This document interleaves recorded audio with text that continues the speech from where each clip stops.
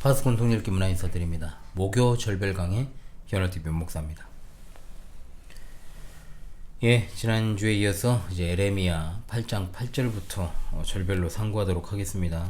오늘도 하나님 말씀 따라가는 은혜의 시간 되시기를 바랍니다. 에레미야 8장 8절부터 한 절씩 봅니다. 8절입니다. 너희가 어찌 우리는 지혜가 있고 우리에게는 여호와 율법이 있다 말하겠느냐. 참으로 서기관의 거짓의 붓이 거짓되게 하였나니. 자, 이는 유다인들이 하나님의 규례를 알지 못한다고 한 에레미야의 지적에 대한 유다인들의 항변입니다.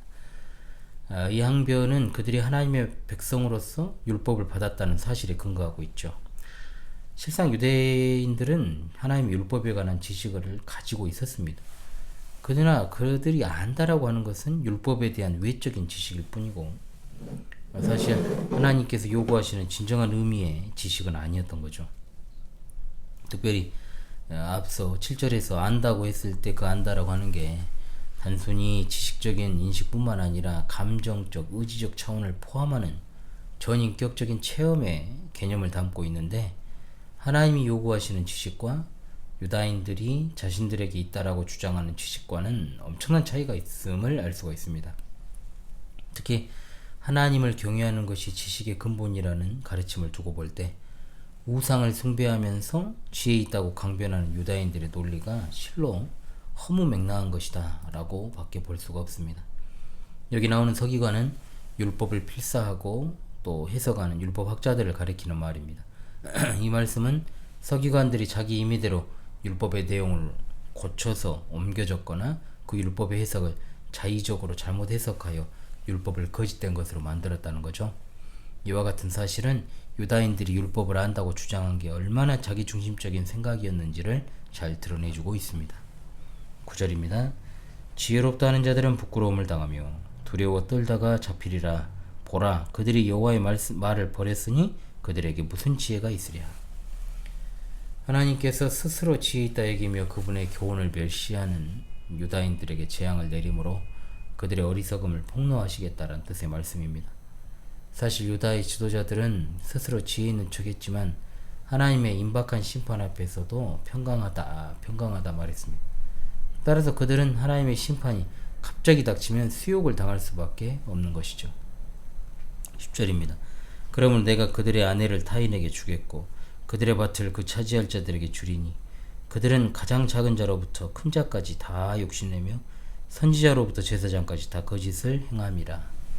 자, 10절은 6장 13절하고 동일합니다.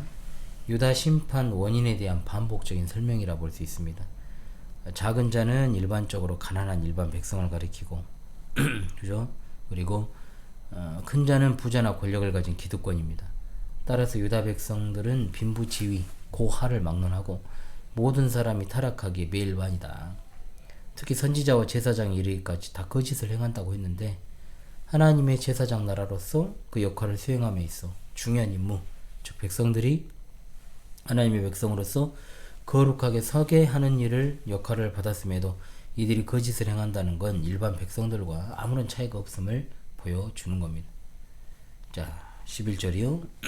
그들이 딸 내 백성의 상처를 가볍게 여기면서 말하기를 평강하다 하나 평강이 없도다. 자, 이것에 이제 이어진 6장 14절과 같습니다. 똑같습니다. 여기서 그들은 이제 앞절의 선지자와 제사장을 가리키는 것이죠. 자, 그리고 가볍게 여기다는 말은 말 그대로 하찮게 여긴다. 즉 선지자와 제사장들이 참혹한 심판을 야기할 만큼 중대한 백성들의 고질적 범죄를 그냥 대수롭지 않게 넘겨버리고 또 대대적인 국민적 회개운동을 통한 정말 근본적인 어떤 치료책 대신에 하나님의 심판이 없다는 식으로 거짓을 말해서 하나님의 심판을 두려워하는 백성들을 안심시켰다는 것을 지적하는 겁니다. 그러니까 백성들의 병이 오히려 더 깊어질 수밖에 없었던 것이죠. 평강하다 감언 이설로 백성들의 귀만 즐겁게 해주는 위선적인 선지자, 제사장들의 말이죠. 그들은 하나님께 들은 바 주는 반 심판을 말하지 않았고 백성들에게 평안과 안전을 임의로 자기 마음대로 멋대로 선포한 거예요. 그러나 하나님의 뜻과 무관한 그들의 평강선언은 아무런 효과가 없이 재앙을 초래하는 결과를 가져왔으니 영적 지도자들의 대사회적 사명이 참으로 막중하다. 특히나 교회에서의 사명은 이루 말할 것이 없죠. 12절입니다. 그들이 가증한 일을 행할 때 부끄러워하였느냐? 아니라 조금도 부끄러워하지 않을 뿐 아니라 얼굴도 붉어지지 아니하였느니라. 그러므로 그들이 엎드러질 자와 함께 엎드러질 것이라. 내가 그들을 벌할 때 그들이 거꾸러지리라. 여호와의 말씀이니라. 유다인들이 치부를 부끄러워할 줄도 모를 정도로 뻔뻔스러워졌다는 걸 보여줍니다. 그들의 치부는 이미 선지자에 의해서 백일화에 드러났으나 죄악이 이미 골수에까지 미쳐서 수치심도 사라져버린 그러니까 어떤 치유책도 소용없을 정도가 된 거죠. 바울 사도가 이런 자들을 가리켜 에베소 4장 19절을 통해 감각 없는 자들이다. 한마디로 하나님의 창조 질서를 따를 수 있는 정상적 인간의 범주를 넘어서 버렸다. 에레미야가 이미 6장 15절에서 언급했던 걸 여기서 다시 언급하고 있죠. 죄로 오염된 유다가 치유 불가능의 정도를 더욱 심각하게 나타내고 있다. 그러나 오늘 성도들의 죄는 그것이 아무리 심각하다 해도 고칠 수가 있습니다. 하나님의 말씀은 혼과 용과 및 관절과 골수를 찔러 쪼개고 치료하는 광선이기 때문에 그렇습니다. 그러나 회개를 모르는 자에게는 아무런 희망이 없다라고 하는 사실입니다. 13절입니다. 여호와의 말씀이니라. 내가 그들을 진멸하리니 포도나무에 포도가 없을 것이며 무화과 나무에 무화과가 없을 것이며 그 잎사귀가 마를 것이라. 내가 그들에게 준 것이 없어지리라 하셨나니. 자, 포도나무, 무화과나무는 이스라엘을 대표하는, 지금 이스라엘에게 있어 너무나 중요한 농작물이죠. 여기서는 모든 농작물을 대표하는 것으로 사용이 된 겁니다. 따라서 본문은 하나님의 심판에 의해서 유다 땅에 심각한 기근이 펼쳐지게 될 것을 예언한 것입니다. 14절이요.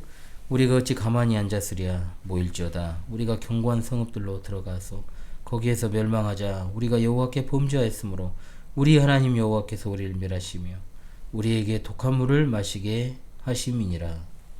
자, 이 말씀과 이어지는 말씀.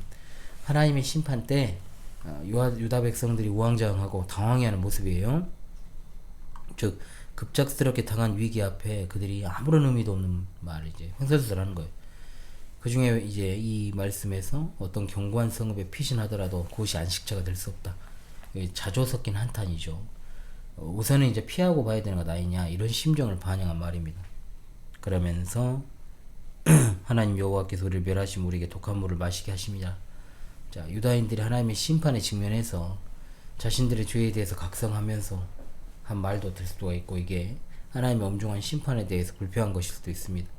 어떤 걸 취하든 이 말씀은 유다의 임할 하나님의 심판이 참으로 치명적인 것이다, 매우 심각하다, 이걸 시사하고 있는데, 분명하게 이제 하나님의 자신들의 죄에 대해서 각성하는 것, 그러니까 뒤늦게 자신들의 잘못을 깨닫고 후회하는 것으로 볼 수가 있다는 거죠. 그러나 이미 때늦은 후회죠. 회개에도 때가 있고, 그 때를 놓치면 기회는 영원히 다시 주어지지 않고 오직 멸망만이 기다리게 되는 것입니다. 15절. 우리가 평강을 바라나 좋은 것이 없으며 고침을 입을 때를 바라나 놀라움 뿐이로다. 유다 백성들이 평강하다 이 거짓 선지자들의 말을 듣고 그대로 되기를 바랬지만 실제 결과는 그 반대로 주어진 데 대한 자조 섞인 한탄의 말입니다. 16절의 말씀. 그 말의 부르짖음이 단에서부터 들리고 그 준마들이 우는 소리에 온 땅이 진동하며 그들이 이르러 이 땅과 그 소유와 성읍과 그 중에 주민을 삼켰도다 라고 했습니다. 자, 단은 팔레스타인 북쪽 변방에 속한 성읍이죠. 대개 북방 이민족이 침입할 때 제일 먼저 당도하던 곳이었습니다. 이곳이 이제 적군의 침입에 함락되었다는 사실, 팔레스타인 전체가 전화에 휩싸이기 시작했다는 것을 의미합니다. 바벨론을 통한 유다의 심판이 계시되었다라고 볼 수가 있는 거죠. 17절이요. 여호와의 말씀이니라. 내가 술법으로도 제어할 수 없는 뱀과 독사를 너희 가운데 보내리니 그것들이 너희를 물리라 하시도다. 자, 어떤 방법으로도 피할 수 없는 하나님의 심판에 대한 비유가 나옵니다. 과거 광야 시대에 하나님께서 범죄한 이스라엘 백성들에게 불뱀을 보내셨지 않습니까?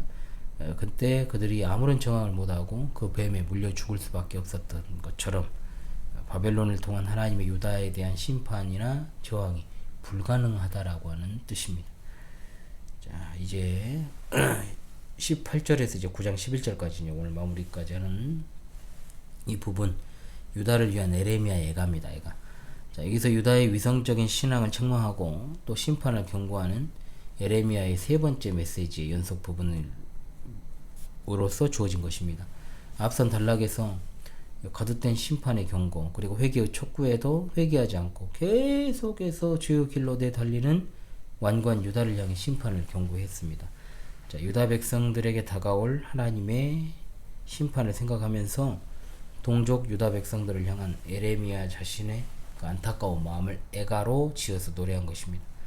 자, 이 부분은 두 부분으로 나누어 상고할 수 있습니다. 먼저 18절로 22절까지 하나님의 심판으로 인해서 어떤 치료제로도 치유될 수 없는 상처 입은 유다를 위해 에레미야의 애가를 언급하고 있습니다. 에레미야의 특히 본문에서 에레미야가 유다 백성들이 당할 심판의 무서운 참상과 그 고통을 자신의 아픔으로 드러내고 있습니다. 이것은 그 자신이 심판을 선포하는 동시에 또 심판의 대상인 백성 중에 한 사람이라는 이중적인 위치가 가져다주는 복잡한 그 독특한 감정이라고 볼 수가 있죠. 즉 에레미야는 비록 하나님의 심판의 경고를 전달하는 사람이지만 동시에 그 역시 백성의 일원이라는 측면에서 백성들의 환난과 고통을 자신의 환난과 고통으로 묘사했다라고 하는 것입니다. 자, 후반부 9장 1절로 11절입니다. 자, 전반부보다 더 절제된 애가가 나옵니다. 에레미야를 비탄에 빠지게 하는 원인인 백성들의 불의, 그리고 하나님의 심판을 제시하면서 그 슬픔을 드러내고 있죠. 이 본문이 이제 이른바 양괄식 구조를 띱니다. 1절과 2절 그리고 10절과 11절에 애가조의 탄식을 언급을 하고 그 중간에다가 뭘 넣느냐, 애가의 원인이 되는, 즉 백성들의 불의, 이에 대한 하나님의 보응, 여기에 대해서 언급하고 있는 것입니다. 이와 같은 본문 구조가 에레미야의 이제 애가가 절대되지 못한 무분별한 어떤 비통함이 아니라 자신의 선지자적 사명에 입각한 슬픔이다, 이렇게 봐야 되는 겁니다. 이것이 바로 에레미야가 눈물의 선지자라는 별명을 얻게 된 배경이 되는데, 이를 통해 영적 지도자의 참된 자질을 볼 수가 있게 되는 것이죠. 즉 영적 지도자는 성도들의 잘못에 대해 엄히 책망을 해야 되고, 또 한편으로 그들을 불쌍히 여기면서 그들이 징계를 당해 환난에 처할 때 그 아픔과 함께 나누는 사랑의 마음이 있어야 한다는 것입니다. 18절입니다. 슬프다 나의 근심이 어떻게 위로를 받을 수 있을까, 내 마음이 병들었도다. 자, 백성들에게 하나님의 심판은 경고를 전했지만 아무런 결실을 보지 못한 선지자 에레미야의 안타까운 심정입니다. 그는 유다가 당할 하나님의 심판의 규모와 정도를 봤잖아요, 미리. 유다 백성들이 당할 고통을 먼저 경험하고 정말 온몸으로 슬퍼하는 거예요. 게다가 하나님의 심판을 막아내기 위한 인간적인 방법에 고심하고 있는 백성들의 어리석음까지 보니까 더 심정이 비통해진 겁니다. 배가 된 거죠. 19절, 딸 내 백성의 심히 먼 땅에서 부르짖는 소리로다. 여호와께서 시온에 계시지 아니한가? 그의 왕이 그 가운데 계시지 아니한가? 그들이 어찌하여 그 조각한 신상과 이방의 헛된 것들로 나를 경노하게 하였는고 하시니. 자, 이것은 유다 백성이 먼 땅, 곧 바벨론의 포로 생활의 고통에서 부르짖는 탄식 소리입니다. 이것은 남왕국 유다가 바벨론 침략으로 말미암아 멸망했다는 사실을 전제로 한 거죠. 그러니까 뭐라 되어 있습니까? 여호와께서 시온에 계시지 아니한가? 이것은 유다 백성들이 자신들의 멸망을 여호와 하나님께 전가하는, 책임 전가하는 거예요. 볼멘 소리로. 그들이 예루살렘 성전이 있는 한 유다는 결코 망하지 않는다, 이런 확신 가운데 있었는데 이 확신이 허망하게 깨지니까 불평을 터뜨린 겁니다. 그러나 평소 하나님께서 성전을 부적과 같은 어떤 미신적 보호수단으로 여기는 유다의 그릇된 믿음을 비난하셨던 것을 감안하면요, 이들의 불평이라고 하는 것이 자신들의 그릇된 신앙 자세로 좀 돌려야지 마땅했지 않습니까? 그럼에도 자신들의 패망을 하나님의 능력에 부재해서 찾은 것은 그들을 진멸하신 하나님의 심판이 조금도 지나치지 않은 것이었다, 이걸 갖다 보여주는 겁니다. 그러니까 어찌하여 그 조각한 신상과 이방의 헛된 것들로 나를 경노하게 하였는고 하셨다는 거죠. 앞서 유다의 불평스러운 질문에 대한 응답이에요, 하나님의. 여기서 하나님이 먼저 그들의 그릇된 예배 방식과 내용을 질타하셔서 그들이 하나님의 선민임에도 불구하고 멸망당할 수밖에 없었던 이유를 제시하십니다. 유다는 하나님의 성전에 조각한 우상 신상을 세우고 그 앞에 제사하고 하나님의 거룩하신 신성을 모독하는 극악한 죄를 본맘으로 하나님의 진노를 촉진시켰다라고 하는 것입니다. 20절이요. 추수할 때가 지나고 여름이 다하였으나 우리는 구원을 얻지 못한다 하는도다. 이 비유가 유다가 하나님의 심판을 당해 어떤 도움도 받지 못하는 절망적인 상황을 묘사합니다. 팔레스타인 지역의 추수 시기는 4월에서 6월입니다. 이때 만일 흉년이 들면 늦여름의 과실을 기대할 수가 없죠. 이 과실마저도 수확하지 못하면 사람들이 기근에 허덕일 수밖에 없는 구조.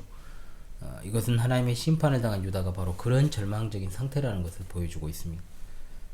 21절이요. 딸 내 백성이 상하였으므로 나도 상하여 슬퍼하며 놀라움에 잡혔도다.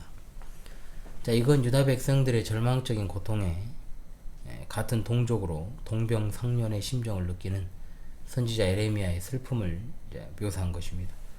여기 잡혔도다라는 말은 극심한 충격으로 인해서 놀라는 것조차도 정지된 상태를 뜻합니다. 에레미야가 동족의 아픔을 같은 처지에서 깊이 동참한다는 사실을 잘 보여주고 있습니다. 22절이요. 길르앗에는 요양이 있지 아니한가. 요양이 그곳에는 의사가 있지 아니한가. 딸 내 백성이 치료를 받지 못하면 어찌 됨인고. 자, 심판을 당하고도 조금도 회개의 기미가 없는 유다의 무지한 고집을 지적하는 반문이에요. 만일 그들의 병이 육신에 관한 것이라면 길르앗의 유명한 유향을 갖다가 향품으로 바를 수도 있고 명의를 데려오기도 하겠지만 마음의 심중한 부패에 관한 것이기 때문에 어떤 치료나 방법도 없다는 거예요. 사실 이와 같은 어떤 유다의 상처를 치유하실 수 있는 유일한 의사는 하나님 한 분뿐이시죠. 따라서 그들이 자기들의 상처를 진정으로 치유받기 원한다면 회개하고 전적으로 하나님께 돌이키는 길밖에 없다라고 하는 겁니다. 9장으로 가죠. 1절. 어찌하면 내 머리는 물이 되고 내 눈은 눈물 근원이 될고 죽임을 당한 딸 내 백성을 위하여 주야로 울리로다. 자, 아무리 울어도 표현할 길이 없는 슬픔에 관한 비유죠. 유다가 받을 심판이 너무 처참해서 아무리 울고 또 울어도 충분하지 않다. 이 에레미야의 아픔을 잘 드러내고 있습니다. 그래서 에레미야가 눈물의 선지자라는 별명을 얻게 된 배경이죠. 2절. 내가 광야에서 나그네가 머무를 곳을 얻는다면 내 백성을 떠나가리니 그들은 다 간음하는 자요 반역한 자의 무리가 되미로다. 자, 이 부분을 직역하면 이렇습니다. 나는 광야에서 나그네의 운막을 갖고 살고 싶다. 그리 되면 나는 그들로부터 떠나가리라. 그들은 모두 간음자요 위선자의 무리다라고 하는 것입니다. 자, 이 부분을 그렇게 볼 수가 있다는 거죠. 결국 유다의 가증함으로 인해 더는 같은 하늘 아래 같은 공기를 마시는 것조차도 혐오스럽다. 이런 식의 탄식이에요. 에레미야의 마치 소돔과 고모라에서 모압한 자들의 음란한 행실로 인해 롯이 날마다 애통하는 심정을 가졌다라고 하는 베드로후서 2장 7절로 8절의 말씀을 연상케 하는 것입니다. 이처럼 세속주의에 물들지 않으려고 하는 의로운 자들은 누구나 다 타락한 사회 속에서 고독과 긴장을 느낄 수밖에 없습니다. 그런데 만일 이런 어떤 타락한 세상 속에서 전혀 영적 긴장을 느끼지 않는다면 그는 심각한 중병에 걸렸다는 반증입니다. 3절이요. 여호와의 말씀이니라. 그들이 활을 당긴 같이 그들의 혀를 올려 거짓을 말하며 그들이 이 땅에서 강성하나 진실하지 아니하고 악에서 악으로 진행하며 또 나를 알지 못하느니라. 자, 이것은 활로 화살을 쏘는 것처럼 혀로 거짓말을 한다는 거예요. 화살이 상대방을 죽이는 것처럼 거짓말로 이웃에게 치명적 상처를 가한다는 의미를 내포하죠. 원래 혀는 하나님을 찬송하도록 지음받은 기관이지만 이것이 길들여지지 않으면 쉬지 않고 악과 독을 거침없이 품어내게 됩니다. 특히 거짓 증거는 10계명 제 9계명으로 금지하고 있음에도 불구하고 유다는 마치 고삐 불린 망아지처럼 계명에 의해서 전혀 제어받지 않은 혓바닥을 마음대로 놀린 거예요. 악에서 악으로 진행한다고 했는데 이것은 악이라고 하는 것이 가지고 있는 왕성한 번식력, 사실 하나의 거짓말을 합리화하기 위해서 또 다른 거짓말을 해야 되는 것처럼 악은 악을 낳기 마련입니다. 그리고 이런 상태가 계속되면 악행은 습관, 곧 제2의 천성이 되어버리는 결과를 낳게 됩니다. 그리하여 악행이 습관화된 사람은 하나님의 심판 경고에도 아랑곳하지 않고 영적으로 무감각증에 빠지게 되는 거죠. 유다의 현 상태가 바로 이와 같습니다. 4절이요. 너희는 각기 이웃을 조심하며 어떤 형제든지 믿지 말라. 형제마다 완전히 속이며 이웃마다 다니며 비방함이라. 자, 유다 사회가 백성들의 거듭된 거짓말로 이웃 형제들까지도 믿지 못하는 불신풍조가 만연해 버린 것을 지적합니다. 자업자득이죠. 이처럼 자기 유익만을 위해서 다른 사람을 속이는 극단적 이기주의, 그로 인한 불신풍조가 만연한 상태에 이르면 그 사회의 내부적 결속이라고 하는 것은 완전하게 와해되어 버려 멸망은 시간 문제가 됩니다. 그래서 여기 나오는 것처럼 형제마다 완전히 속이며 이웃마다 다니며 비방함이라 그랬잖아요. 완전히 속인다라고 하는 것은 모두 야곱과 관련 있는 용어예요. 야곱처럼 형제를 속이며 라고 이해하는 것이 좋습니다. 즉 유다 사회가 형제도 믿지 못하는 불신 사회가 된 것을 야곱이 에서를 속인 사실로 비유해서 설명하고 있다라고 하는 겁니다. 5절이요. 그들은 각기 이웃을 속이며 진실을 말하지 아니하며 그들의 혀로 거짓말하기를 가르치며 악을 행하기에 지치거늘 이라고 했습니다. 자, 그래서 여기서는 거짓말을 하고 또 그걸 갖다가 변명하기 위해서 합리화하기 위해서 수고하며 쓰는 어리석은 유다인들의 모습을 묘사합니다. 사실 그 마음이 완악한 악인들은 무지한 고집까지 갖추고 있어서 전혀 선한 충고를 듣지 않는 법인데, 그래서 미련하고 우둔함은 악인의 무덤까지도 함께 가게 된다라고 했습니다. 6절이요. 내가 사는 곳이 속이는 일 가운데 있도다. 그들은 속이는 일로 말미암아 나를 알기를 싫어하느니라. 여호와의 말씀이니라. 자, 내가 사는 곳에서 내가 누구인지는 명확하진 않습니다. 에레미야 또는 유다 백성을 가리킨다는 견해로 나뉘는데요. 누가 됐든 상관없이 유다 백성들에게 있는 괴우를 지적한다는 점에서는 똑같습니다. 즉 유다의 죄악이 치유될 수 없는 중병까지 이르렀다는 걸 보여주는 거죠. 이것은 하나님을 마음에 두기를 싫어하는 자들의 당연한 휘결이라고 할 수가 있겠습니다. 자, 7절이요. 그러므로 만군의 여호와께서 이와 같이 말씀하시되 보라, 내가 내 딸 백성을 어떻게 처치할꼬 그들을 녹이고 연단하리라. 하나님께서 완악한 유다 백성들에 대한 심판을 심사숙고하신 후에 결정하셨음을 암시합니다. 만일 강팍한 유다 백성이라도 치유 가능한 일말의 가능성이 있다면 유보가 됐겠죠.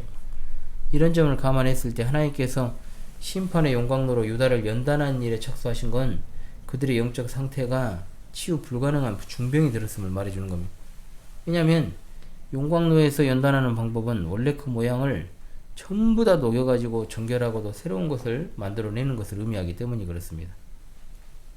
8절입니다. 그들의 혀는 죽이는 화살이라 거짓을 말하며 입으로는 그 이웃에게 평화를 말하나 마음으로는 해를 꾸미는도다. 3절과 같은 내용이에요. 이와 관련해가지고 야고보서 3장 5절로 8절 이와 같이 혀도 작은 지체로 돼 큰 것을 자랑하도다. 보라, 얼마나 작은 불이 얼마나 많은 나무를 태우는가. 혀는 곧 불이요 불의의 세계라. 혀는 우리 지체 중에서 온몸을 더럽히고 삶의 수레바퀴를 불사르나니 그 사르는 것이 지옥벌에서 나느니라.